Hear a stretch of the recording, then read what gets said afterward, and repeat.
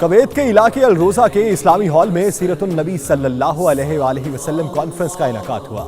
Conference میں Kuwait میں تعینات پاکستانی سفیر غلام دستگیر نے بطور مہمان خصوصی شرکت کی۔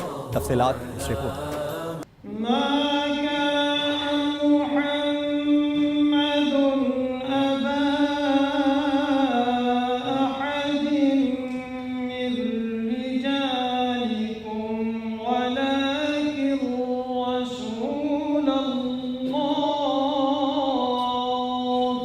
وہ دانائے سبل ختم الرسل مولائے کل، جس نے غبار راہ کو بخشا فروغ وادی سنا، نگاہ عشق مستی میں وہی اول وہی آخر، وہی قرآن وہی فرقان، وہی یاسین وہی طٰہٰ۔ اسلامک ایجوکیشن کمیٹی کے زیر اہتمام محفل میلاد صلی اللہ علیہ وآلہ وسلم کا انعقاد کیا گیا، جس میں کویت میں تعینات پاکستانی سفیر نے بطور مہمان خصوصی شرکت کی۔ کسی غمگسار کی محنتوں کا یہ خوب میں نے سلا دیا کہ جو میرے غم میں بھلا گیا اسے میں نے دل سے بھلا دیا۔